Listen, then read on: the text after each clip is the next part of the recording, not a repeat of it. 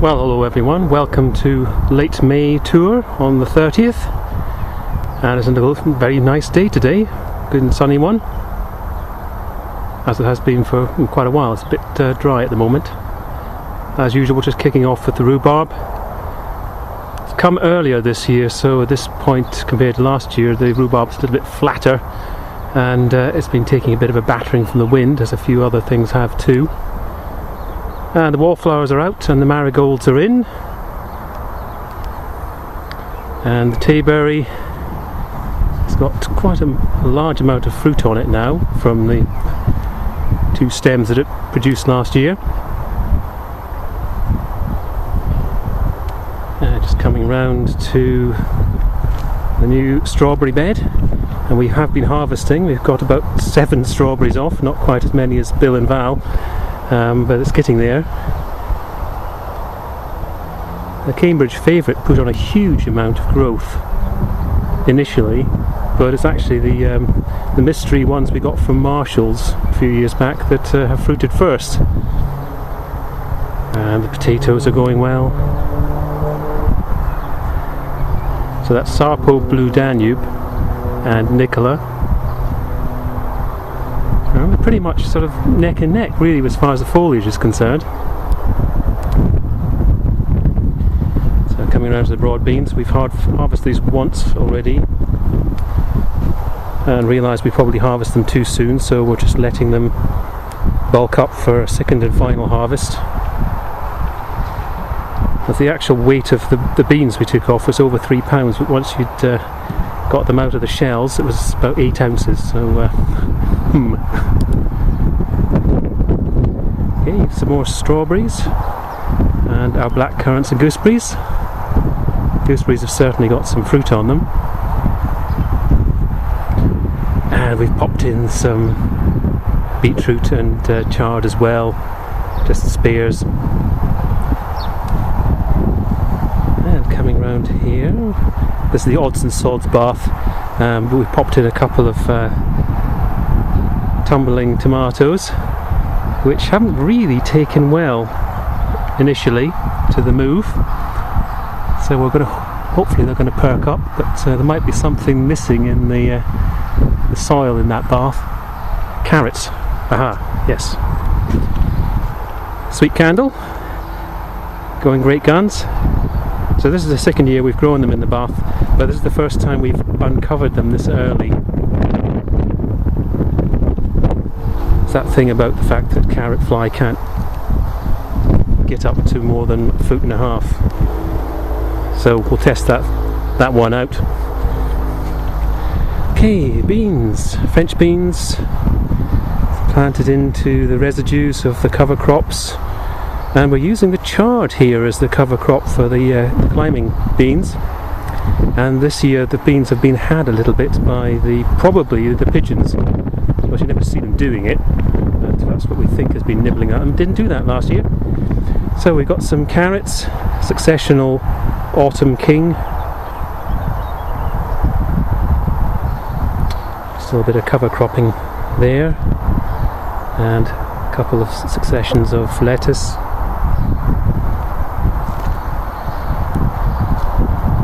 And shallots and onions. And some radish thrown in the middle there, and some kohlrabi.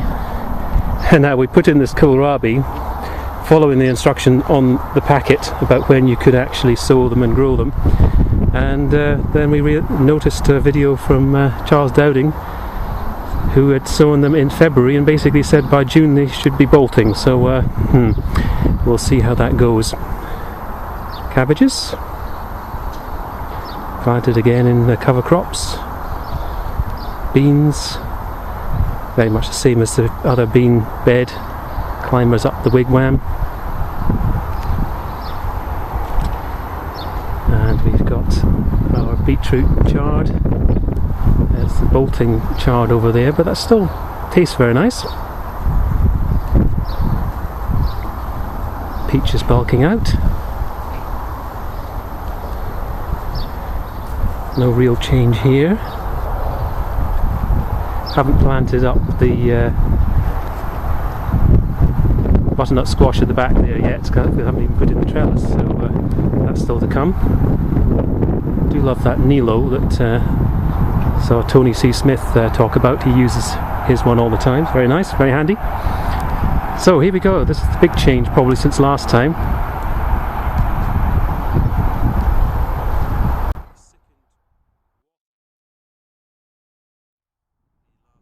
It's certainly been turned around a little bit from when we first took the place on. Finished off the step. And popped in a bug hotel. Planted up. We've got a couple of heuchera there. There's a lavender. Hostas coming on nicely. Oh, there we go, Chris. There's that fountain. And of course the sun's gone in, so it's nice and low now. Salvia at the back there. Clematis is fighting hard against the bindweed. So we left the comfrey in for now, but it's completely collapsed, but the bees are still loving it. So we're going to let them keep going at it for a while, but that's going to be cut down, the wallflowers at the back removed and some cosmos put in.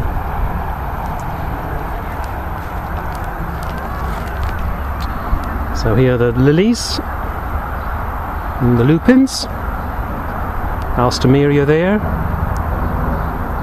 the globe artichoke, which is probably going to end up absolutely huge, and I'll regret putting it there. So lilies, red love apple tea, another heuchera, chocolate ruffles I think this one's called, sunflowers. We did our sunflowers before Nick's challenge, so they're not in that competition this year. I don't think they would do it very well anyway. Pluots still going away nicely.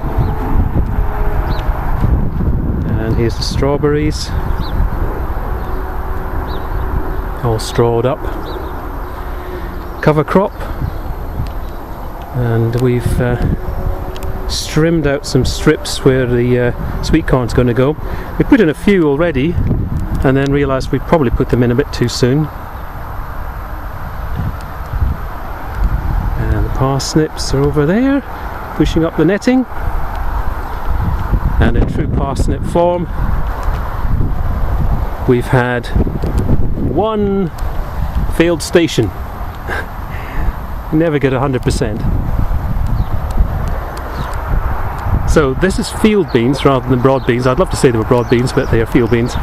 And the plan is to see if we can actually let them flower and, well, they are flowering, and produce some seed and save our seed for next year. Absolutely riddled with black fly right now.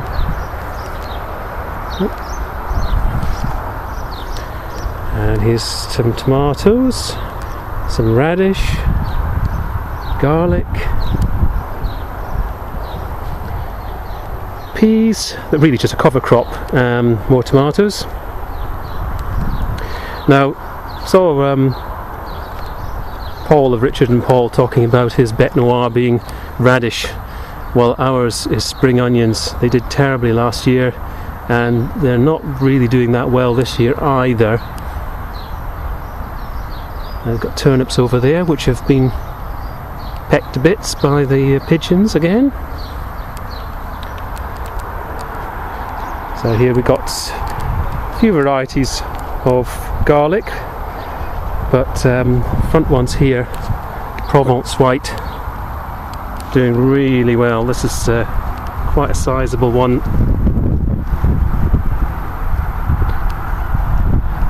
They're pretty much as thick as the sweet corn was last year, so I'm really pleased with that.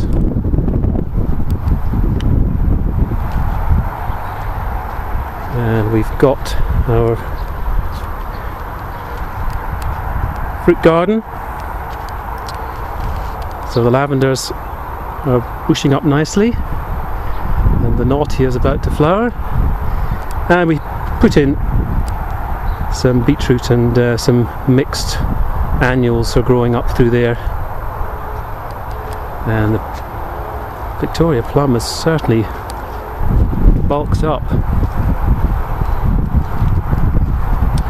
We have got some fruit on these, even though it's their first year, so may well need to knock that back.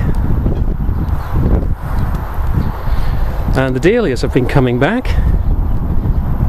I think we've got two that haven't shown signs yet. Yeah, that's the bishop there.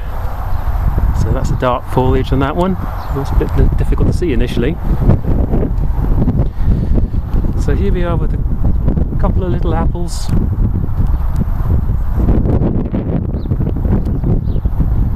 And we haven't got to June yet, so they'll probably fall off in the June drop.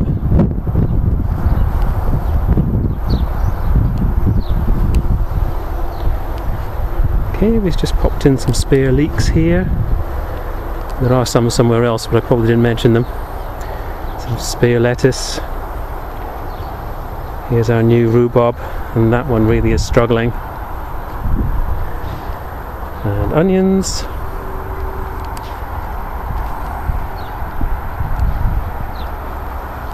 I've got some more marigolds over here. And the potatoes again. Sweet peas and sunflowers. So that's the lemon balm and our pinks.